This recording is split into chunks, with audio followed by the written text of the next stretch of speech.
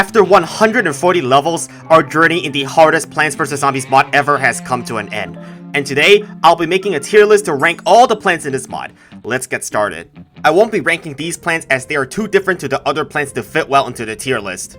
For the worst plant in Total Death Edition, this title goes to Split Pea.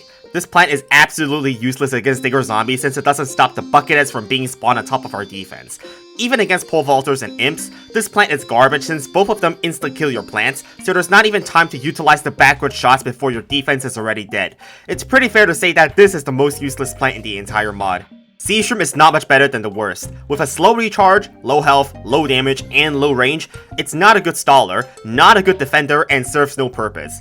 Zombies don't even come in the water early, and by the time the zombies do, you don't even need the extra defense, and so this is just a piece of trash garbage. Spike Rock is also completely useless, since it now costs us a total of 4,987 sun to plant. You won't ever afford this in a real game, but at least you can still use it in the 2 levels where you have infinite sun, so I can say this is still somewhat more useful than Split Pea. And Talnut is just straight up awful. Not only does it not stop pole vaulters and pogo zombies because they now both insta-kill plants, but it also slowly moves towards the right, so it doesn't even block off zombies. I mean, there is seriously no situation where this is useful, so it joins our cohort of F tier plants. Last but not least, we have Cabbage Pole. Now that it lops no peas, it does even less damage than in vanilla and only slows down one zombie at a time. And it's not even good in the early game because all the zombies are already permanently slowed down. Who's using this? Anyway, now we're out of the useless tier. Cactus is the first E tier plant. You use it in one level to kill balloon zombies and then it's useless for the rest of the game. I don't understand who to use Cactus to counter balloon zombies because it doesn't even shoot fast enough to make sure that enraged balloon zombies don't just crush half your defense. And there's no situation where you want a 200 sun pea shooter, but I suppose I can't put this in F tier if we have to use it in at least one level. Pea Shooter is also E tier for the same reason. It is outclassed by almost every other attacker in the game because it is so inefficient, and I'm only giving it credit here because it's mandatory to use for the first world, but outside of that, you never pick Pea Shooter where there's so many more better options that do more damage. Scaredy Shroom is the next on the chopping block. Despite only costing 100 sun for the same DPS as a repeater, there's no situation to ever pick Scaredy Shroom since Fume Shroom costs us the same but hits every zombie in the same lane. And if you need single target damage, you already have Chomper unlocked by the time you get Scaredy Shroom, so this plant will literally never get used. Plus, if you just look at which worlds you can even use Scaredy Shroom in, it's completely unusable in every world after Fog. Undoubtedly, this plant goes into E tier. And I'm also surprised that the 4,321 sun Spikewood is still somewhat better than 8 other plants in this mod. Its extremely high cost makes it useless in 99% of all levels. However, it's optimal in just one level, as it is good in specifically level 7-10, where you have infinite sun. So Spikewood is a reliable Zomboni killer there. It's a very niche redeeming quality that makes it at least a plant you want to choose when you have other options available, compared to the plants we just mentioned. Torchwood may seem very good against swarms of weak zombies on first glance, but it's pretty awful overall. They're very weak against a variety of zombies, like Golden Dolphin Riders that can instantly demolish them, and also Jack-in-the-Box zombies which can explode them within an instant. Usually, it's better to just not use it and utilize Gatling Pea's slowing diagonal shots to slow down fast zombies for better stalling. And you'd think that buffing the damage of Gatling Peas would make it excel against Giga Gargantuars, but it's just not worth it since it's not enough damage to defend against them. It was useful in just one level, level 7-8, since we had 20,000 starting sun, meaning we didn't need the space for sun production, so our Torchwoods could be parked safely towards the back, which gave enough wiggle room for them to be effective. Outside of that, there's no level you would want to use it in. Sunshroom also makes its way into E tier. Of all the secondary sun producers, Sunshroom is by far the worst. It's a less efficient sunflower that we can plant a few for extra sun income, but does a terrible job at doing so. If we need more sun early on, Marigold is always better at providing instantaneous value. If we need more sun in the long run, Twin Sunflower is always better at providing consistent value. It's not completely useless, but just too mid to ever seriously consider over the alternatives, so that's why I placed it this low on the tier list. The last E tier plant is Melon Pole.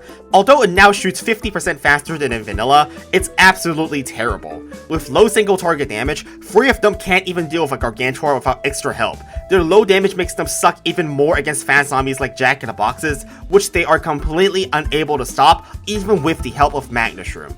The worst part of it is that melon bolts often whiff against the fast zombies because the melons travel too slowly, which single-handedly loses the game way more often than you'd think.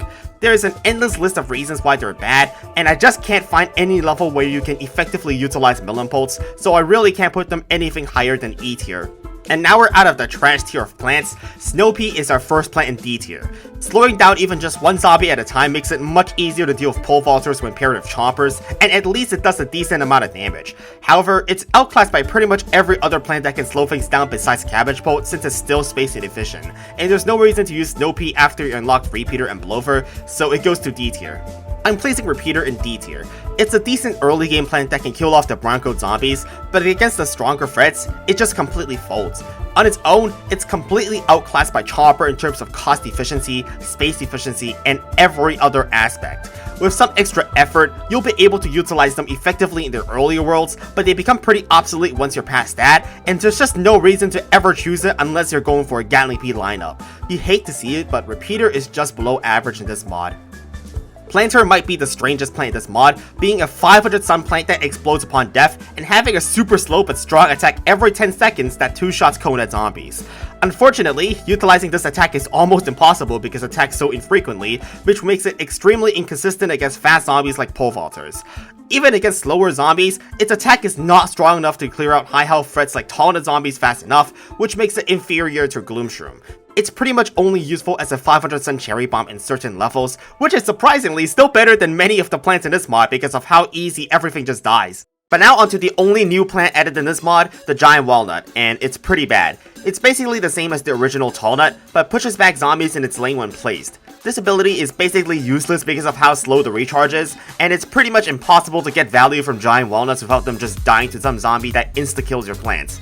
There was only one scenario where this was more useful than the regular Walnut, which was level 6-7, as it was the only wall plant that could stop ladder zombies without them using their ladder. Aside from that, this plant is on the verge of being useless on every other level.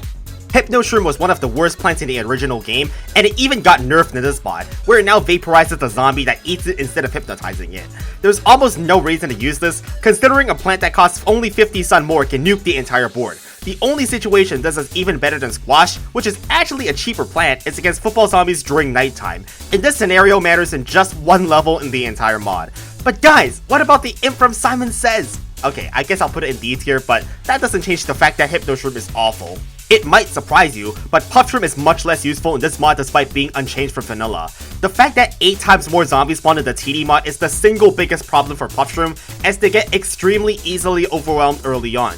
Plus, the 50 cent meta makes it much easier to get expensive plants earlier, diminishing the importance of Puff Shroom as a cheap defensive option if you can just start getting choppers on the first wave. However, it's still not that bad considering it's free and recharges quickly, which makes it an easy way to protect our Doom Shrooms from all-star charges. Other than that, it's pretty pointless to have Puff Shroom in your loadout. Potato Mine on one hand got a massive buff that it now detonates instantly, but on the other hand, it got a massive nerf that it now does half the damage it used to. So it's a 50 sun instant use plant that damages one tile of zombies, which is just a worse squash since it does half the damage. Despite that, Potato Mine is not completely useless since it still instantly kills many key zombies like dancing zombies, which is very helpful when Squash is recharging. And more notably, instantly killing Ender Hypno Coneheads in World 7. But it's just that, a worse alternative to Squash. Not being able to do significant damage to tankier zombies just makes it flat out inferior, and even the modder knows that, as it's one of the plants in the unpopular plants gathering.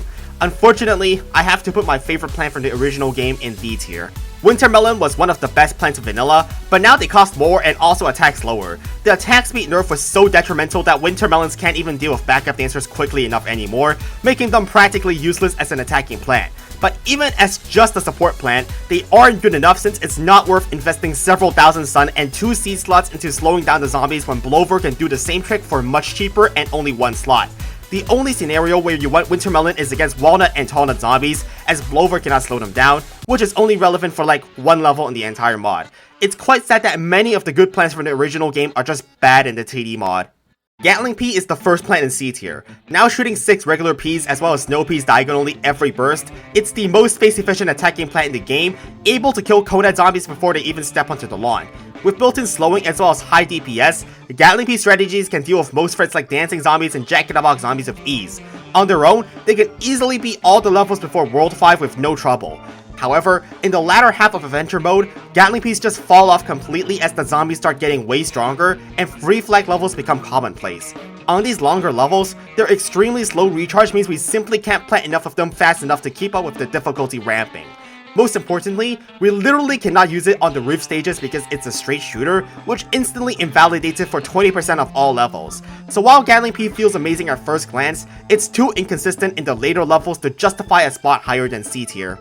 Starfruit is slightly better than Gatling P's. It beats every level that Gatling P can, and doesn't beat every level that Gatling P can't, except against a few levels where there are P-Shooter or Gatling P zombies. Since Starfruit setups only use 3 lanes, protecting 3 lanes from some Zombotini Ps is easier than for 5 lanes, and this slight difference allows it to beat just those few levels that Gatling Ps can't.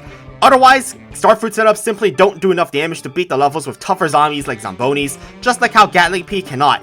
That's why I put Starfruit just a spot above Gatling P here. Free Peter is decent since each shot has a 50% chance of being a Snow P, which simply outclasses Snow P because it's much more space efficient.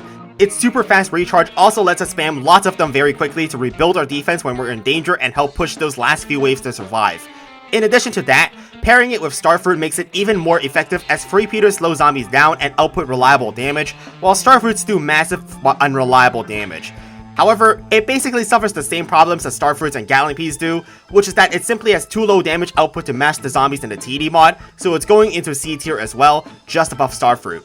Garlic combos extremely well with Tangle Kelp in levels on the Great Wall. Instead of having to DPS down high health zombies, just diverting them into the water lane allows us to one-shot them with Tangle Kelp. Even the classic Gloomwalk strategy works very well in this mod, giving us lots of value by clumping up zombies into 2 lanes for maximum Gloomshroom value. But it does come with many more limitations in this mod, as there are a lot more zombies that just instantly kill the Garlic, like enraged balloon zombies, or even the measly backup dancer can trample it by walking on it. Though it was effective in the levels we used it in, it's too situational for me to say it was on par with the upcoming plants I consider to be good, so I'm putting it right below B tier. And now onto B tier, we have Fume-Shroom. On one hand, Fume-Shroom is a terrible main TPS option because its single target damage is equivalent to a P-Shooter, so you instantly lose to pretty much every fast zombie in the game if you're depending on it for your damage. Given how many hyperspeed zombies there are in almost every level in the second half of Adventure Mode, pure Fume-Shroom setups are horrible in most levels. But on the other hand, since you'll always have Fume-Shroom if you're using Gloomshrooms, their strength shines as a support plant in Gloomshroom setups. Just having a column of Fume-Shrooms enhances any Gloomshroom setup by substantially increasing our splash damage output at little to virtually no cost. It even covers Gloomshroom weakness as a close-range attacker, as 2 Fume-Shrooms in the same lane with a slowdown plant like Blover will allow us to defend against Pokos that would usually trample the Gloomshrooms. This is surprisingly important for many levels, most notably in the now infamous Stagger Gloom formation, which we use to beat many levels. So even though many people diss Fume-Shroom for being weak on its own and being reliant on Gloomshroom, I'd argue that it's a great supporting plant that further improves Gloomshroom setups and is often even necessary to counter certain zombies, which is why I'm putting it as our first B tier plant. Cattail is also another good attacking plant. With a great cost to damage ratio and also global range, it's no surprise they improve just about any setup we use them in. It also received the double damage buff in the TD mod, so they're one of the only plants strong enough to counter the buckethead spawned by the thicker zombies. And since the roof now has water, we can use it in so many more levels, and it's usually a no-brainer to pick it since it's such good value for little to no risk at all.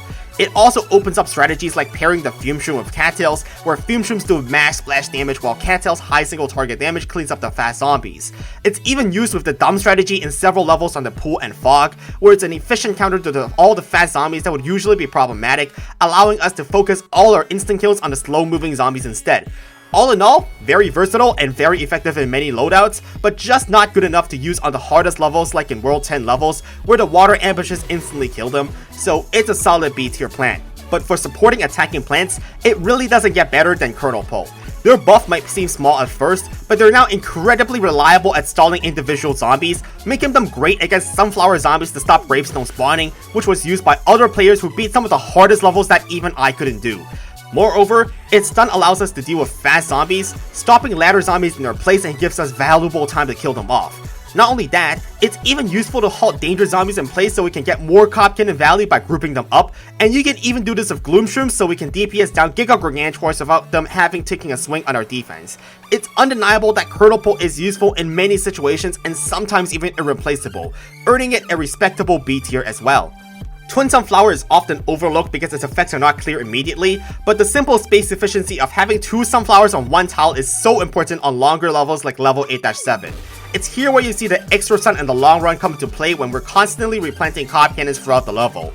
And by the end of the level, you can see the extra sun being necessary as we beat the level with literally no sun remaining. It's also super important so that we have enough sun to do a wise strategy on other levels, where we spam a lot of a very cheap plant like kernel pods across the whole board, leaving not enough space for sun production if we don't have twin sunflower. The extra sun is even better to have on some of the levels with a bunch of tough zombies, and almost serves as just a way to plant a bunch of chump blockers to stall for time, as that's what more sun will get ya. But it is quite a bit worse than Marigold as a secondary sun producer because it's usually more important to have more sun than short run for cob cannons. But you can still use both in the same loadout reasonably, and for those reasons, Twin Sunflower is not necessarily good enough for me to put into A tier. Jalapeno is the next B tier plant, and it's placed this high just because of how strong instant kills are in this mod. Simply negating any infiltrating zombies at no risk makes them the best plants, as they have virtually no weaknesses. Clearing an entire lane of zombies is also often tremendous value, letting us focus our limited firepower elsewhere.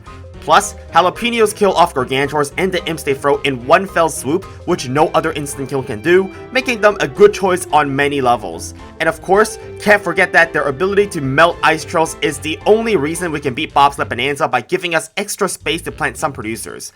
However, since Cherry Bomb is more efficient in most situations, it does make choosing Jalapeno in general less good, so I'll have to rank it below Cherry Bomb and put it in B tier, but it's still a good plant. Magnet Shrimp might be more expensive in the TD mod, but its value has increased drastically with how many dangerous metallic zombies there are. They are exceptionally good against digger zombies, since pulling them out of the ground will stop them from spawning buckethead zombies. It's also vital to have Magnet Shrimp against ladder zombies because they are simply too fast if we don't. Even against Jack-in-the-Box zombies, we want Magnet Shrimp to prevent them from exploding because of their 5 times shorter fuse in this mod. There's pretty much no shortage of levels that Magnet Shrimp absolutely feast on, but at the end of the day, it is still limited to certain levels which has specific metallic zombies for them to be worth it, so I'll have to give it a B tier. But Magnet Shrimp's upgrade is even better. I thought Gold Rhino was garbage at first since it costs 325 sun and is just for a single hypnotized zombie with 2500 health, which sounds like horrible value compared to a Cherry Bomb. But its value comes from the fact that the hypnotized zombie is immune to Jalapeno zombies and any other non-chewing attacks, which is crucial for stalling zombies to cycle Doom Shrooms in many of the hardest levels, like level 6-9. This quirk is even used to beat level 6-10, which even I couldn't do, as hypnotized zombies can take out Gargantors and catapult zombies without being hurt by them at all. On top of that, its extremely high damage lets it rip through Gargantors in just a few seconds. And don't let its high cost put you off, since a hypnotized zombie stays on the board for multiple waves, which makes it much more effective than just a Jalapeno in many situations. Plus, its cooldown is only 25 seconds, which lets us get plenty of value quite often. It's pretty much the only reason we can beat some of the levels with the dumb strategy, because we can't kill Giga Gargantors if we didn't have them for that high DPS. That being said, it's still only effective when used with the dumb strategy, so I'll have to put it right below A tier, as the upcoming plants are much more versatile. Our first A tier plant is Tangle Kelp. Though it costs us 100 sun just to kill one zombie, their recharge of only 4 seconds more than makes up for it. A cooldown destroy means it's an extremely reliable bailout plant that can take out a problematic zombie off the battlefield at any time. It's especially effective against zombies we need to take out quickly, like Jalapeno zombies, since you have Tangle Kelp on standby at all times. Not only that, since it one-shots any zombie regardless of its health, it's amazing against anything that will usually survive an explosive. Combine it with Garlic to divert zombies into the water, now you have an easy way to kill any zombie in the game that is affected by Garlic. Plus, it's the only plant that can kill Dolphin Riders once they are traveling in the water, so they're pretty necessary to have if we want to defend Golden Dolphin Riders. Versatile and powerful on almost all aquatic levels, there's no doubt Tangle Kelp is among the best plants in the game. Marigold is a plant so rarely mentioned, yet absolutely critical to our survival on so many levels. Here in this example run I did on Bobsled Bonanza, I'm showing you the difference with and without them. And if you have it, you can plant the first cob cannon in the water before zombies even come, and if you don't, you are already dead to the first wave of dancing zombies and you lose the whole game right there. And when it's not a matter of life and death on the first wave on some of the more normal levels, don't underestimate the extra stun you get by having Marigold, because just that extra little bit of starting stun to spam flower pots throughout the level is a make or break difference. Other than that, this slight improvement to our stun production is the only way we can counter sunflower zombies by getting enough cob cannons early so that we can minimize grave spawns and prevent the game crash. And don't get me wrong, it's not just good, but quite literally mandatory if you want to beat most sunflower zombie levels. It pretty much warns me not to give Marigold anything lower than A tier, just for how important it is for the hardest levels in the game. With the Chomper change in this mod, it's now a great attacking plant which is space efficient and cost efficient while not having a terrible recharge time, so spamming them is the easiest way to beat most of the levels in the TD mod. Its high DPS output means even in levels of tougher zombies, they are incredibly good as cleanup if you just have a bunch of supporting instant kills to thin the crowds whenever it gets dicey.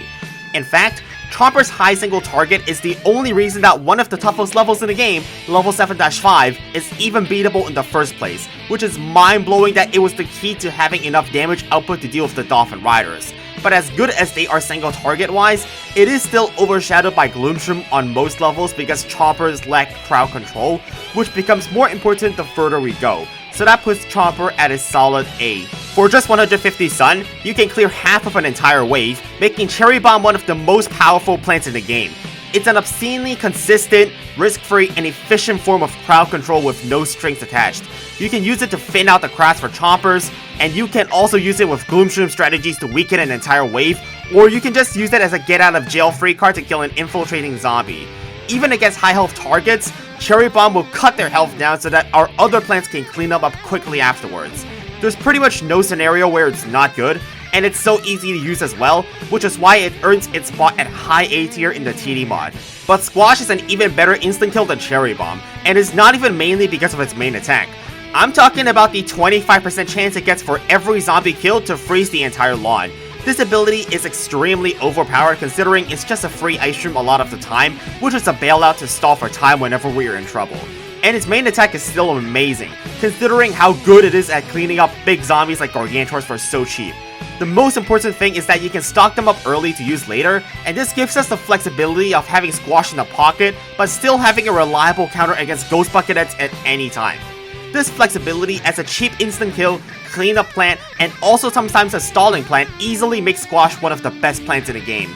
But on the topic of best plants, Walnut is an unsung hero in the TD mod. The game is literally impossible without it because there are so many hyperspeed zombies that need to be blocked off.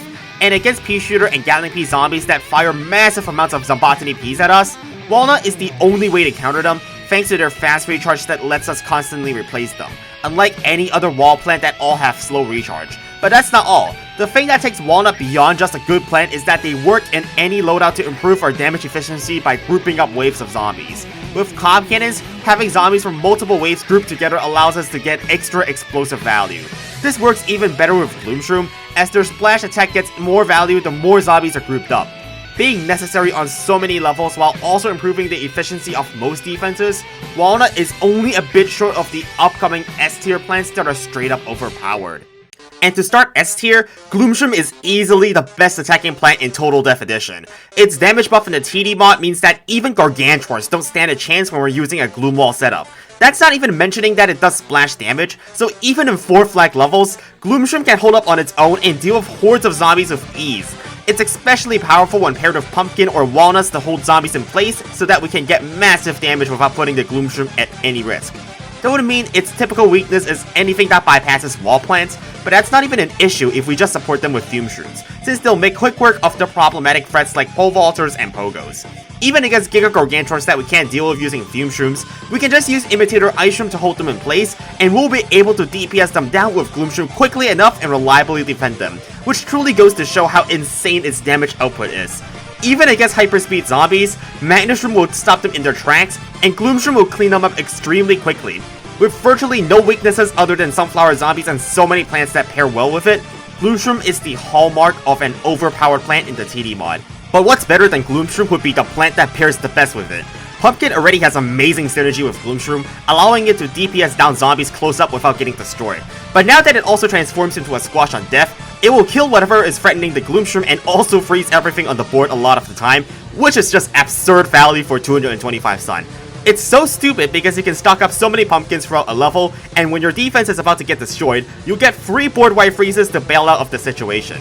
This extra Squash is so ridiculously overpowered that we can now even use it with the dumb strategy as an additional Squash that also stalls for time. Pumpkin is definitely an overpowered plant, and that's why I'm giving it an easy S tier. Now, as customary for PvZ1 mods, Blover slows down zombies on top of killing balloon zombies. and in this mod, it slows the entire board for 10 seconds for only 125 sun. That's pretty ridiculous value already, but since its recharge time is also only 10 seconds, Blowover is a permanent board-wide slowdown that takes up no space on the lawn. Doesn't take a genius to figure out that if zombies are moving and eating at half speed means that all your plants are essentially twice as effective, and everything gets more time to deal damage before zombies close in. What makes it even more game-breaking is that it also damages all zombies on the screen, so you can pretty much just constantly spam it to kill all the codehead and basic zombies while slowing everything down, which is one of the tactics used to beat the previously thought to be impossible level 6/10. It doesn't matter what strategy you're using, you're gonna have Blowover in your loadout to slow down the zombies and spam the hell out of it every time it comes off cooldown. The only caveat is that Blowover can't slow down Giga Gargantuars or zombies with shields, which is why Ice Shroom is an even better plant. Now, if you thought Blowover was already stupid, then just imagine an even more efficient version of it. The main reason is that Ice Shroom has a faster cooldown in the TD mod than in vanilla, where the normal one recharges in 45 seconds and the imitator version in 30 seconds. If you do some quick maths, you'll see that the average cooldown time is 37.5 seconds. Since each Ice Shroom freezes all zombies for about 3 seconds when used and slows them down for 16 seconds afterwards, you can see that having Ice Shroom and Imitator Ice Shroom gives you a permanent slowdown. A slowdown that is cheaper than Blowover, and you also get to freeze the zombies for 3 seconds each time you use it, and Giga Gargantuars are also not immune to it. On top of that, its freeze utility is essentially the only soft counter in the game against sunflower zombies to stop them from making graves. And it also helps us target our cop shots accurately against the hyperspeed zombies by freezing them in place at the start of waves. Then, if you thought that wasn't good enough already, also add the fact that it's the only reason we can survive against grave ambushes in the Cemetery of Death. I thought Ice Shroom was already great in the original game, but here, nothing can really compete with it. That is, of course, unless you use Cog Cannon. Only second to Doomshroom, it is undeniably the best build-around plant in the game. With enough Cob Cannons, you'll have enough explosives to beat any lineup of zombies the game can conjure up. It doesn't matter if it's catapult zombies, balloon zombies, or pea shooter zombies. One precise blast and the problem is dealt with. The ability to just completely ignore how many or what zombies there are is plain unbalanced and removes a lot of the difficulty from most levels. It doesn't help that most levels past the 7th world in adventure mode are straight up impossible if you don't use them because of how many zombies spawn, so it just becomes a game of choosing the best support plants for Cob Cannon. And of course, Cob Cannon is literally the only way to beat any sunflower zombie levels, as it's the only plant that can kill them fast enough for the game to not crash from the amount of graves that they spawn. Being a mandatory pick for most levels that this is pickable in, I think it's pretty fair to say Cob Cannon is the second best plant in the game. And of course, the best plant in the game is Doomshroom. Many of the changes were interesting, some were controversial, but none was more confusing to me than removing Doomshroom's crater. There's no way to even properly describe how much better Doomshroom is compared to every other plant in the game, since it literally nukes 2 waves of zombies on its own. It's so good that levels can be beaten using only instant kills and by simply relying on Doomshroom to kill most of the zombies. It's basically something we should choose in every level if we can, because it's as simple as planting a Doomshroom and watching the zombies die. I mean, no plant is going to compete with a literal nuke that kills everything with no weaknesses to any zombies in the game. And that's it for Total Death Edition in Plants vs Zombies after 18 months. Let me know if you think I should have ranked certain plants higher or lower in the comments section below, and as for now, I don't think we're going to be doing a mod even more difficult than this one, because I don't think that even exists. Thanks for watching, and I'll see you all next time.